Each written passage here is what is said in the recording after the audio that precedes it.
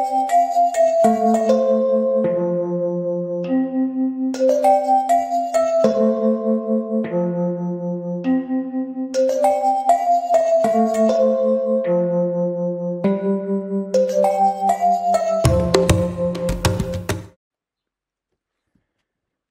and welcome to our thought of the day. Today, the 29th of June, is the festival of the Apostle Peter. So I thought I would give you some facts and thoughts on Peter and what we can learn from him. Peter is one of the great stories of a changed life in the Bible. The Apostle Peter may have been the most outspoken of the 12 apostles in Jesus' ministry on earth. He certainly became one of the boldest witnesses for the faith. His beginnings were certainly humble in origin. He was born about 1 BC and died sometime around AD 67. Now, Peter was originally named Simon, and Jesus was the one who changed Peter's name. And Peter means rock, or literally Petra. He was a Galilean fisherman and was the brother of Andrew. The brothers came from the village of Bethsaida, and Peter was married. And Peter, like all humans, before their calling, was a sinful man. In fact, he was ashamed of his sinfulness in the presence of Jesus. And Peter was perhaps the very first disciple that Jesus called, along with his brother Andrew. Fishermen at the time were gruff, unkempt, vile, shabbily dressed, and often used vulgar language. The fishermen of the first century were a man's man. They were full of vigour and boisterous tempers.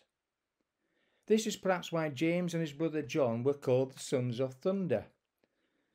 Theirs was a rough life. Fishing was a very physical and demanding job.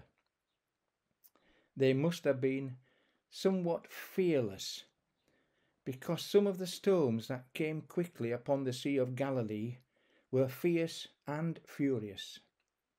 They often caught the fishermen by surprise and could easily capsize the 20 to 30-foot boats that they used. Peter was perhaps putting his foot in his mouth. But one thing you could say about Peter was that when Jesus told them to follow me, they simply walked away and left everything they had without a second thought. Now, just think about that for a minute. Just consider the fact that this meant that they left everything, their family, all their fishing boats, their fishing nets, all the accessories that came with their trade. Now, how many of us today would be willing to leave our own businesses to follow someone that had simply asked them to follow him? Now, as mentioned earlier, Peter was one of the first disciples called by Jesus, and he was frequently their spokesman, for the good or bad. One thing that he is credited with is the special insight that he had concerning Jesus' identity. Peter was the first to call Jesus the Son of the living God, the Messiah. And when Jesus called him, Peter knew that he was of God and felt unworthy to be in Jesus' presence. Even so, Jesus did not hesitate and told Peter and Andrew that he would make them fishers of men. Peter was bold, but often times in the wrong. Once he even rebuked the Lord and said that he was willing to die for Jesus, even though at the arrest and trial of Jesus he denied him 3 times. Peter was an eyewitness to the many miracles that Jesus did, and also witnessed the glory, along with John and James, in the Transfiguration. This was where Jesus' humanity was peeled back to reveal the glory of his divinity. And in Matthew 4:18-22, it says, Jesus was walking by the Sea of Galilee. He saw two brothers. They were Simon and Andrew, his brother. They were putting a net into the sea, and they were fishermen. Jesus said to them, "Follow me. I will make you fish for men." At once they left their nets and followed him. What a wonderful lesson we can learn from the life of Peter. When he was called, he immediately left what he was doing and followed the Master.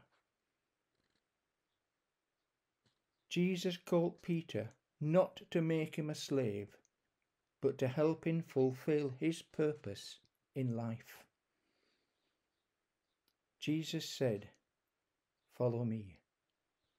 He invited Peter to live closer to him. Jesus wanted to foster an intimate relationship with Peter, which was possible if Peter spent more time with him. So to get closer to God, we need to build the relationship and take the necessary steps to move closer to him. When Jesus called Peter, he was in a place that we least expected. And we read, "And Jesus, walking by the Sea of Galilee, saw two brothers, Simon called Peter and Andrew, his brother, casting a net into the sea, for they were fishermen." Jesus, walking by the Sea of Galilee, wasn't looking among the highly qualified people like chief priests, elders, leaders, kings, and others. Jesus chose fishermen to be part of his inner circle. From this, we can learn that we don't need to have special qualifications to be chosen for the kingdom. Peter was a fisherman and used to catch and sell fish as a business. He wasn't someone who was irresponsible and unreliable.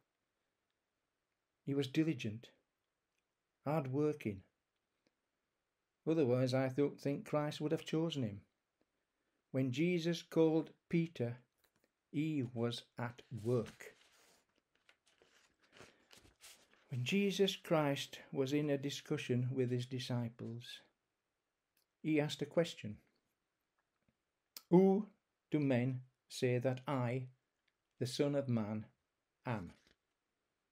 The apostles answered that some people say Jesus is John the Baptist, Elijah, Jeremiah, or any of the other prophets.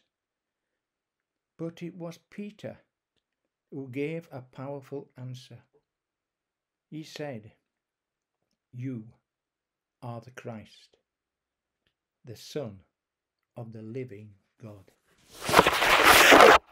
I confessed to Jesus that he is the Son of the living God, not just any prophet.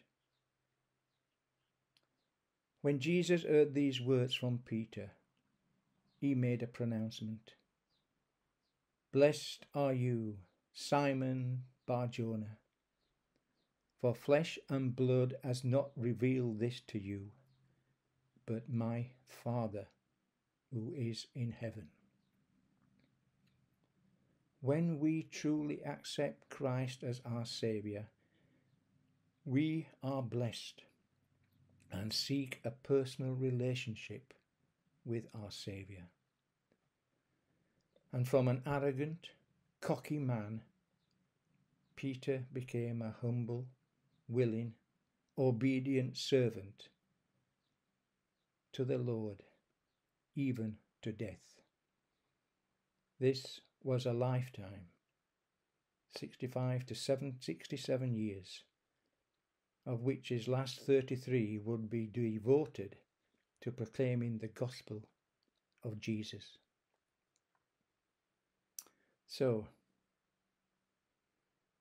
what do we learn from Peter?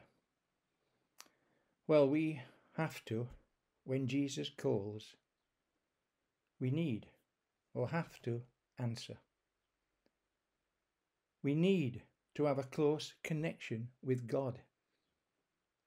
We need to understand that God can use anyone, and we need to work diligently. And as just mentioned, Peter said to Jesus, "You are the Christ, the Son of the living God." When we accept Christ into our lives, we are blessed and have a personal relationship with our Saviour.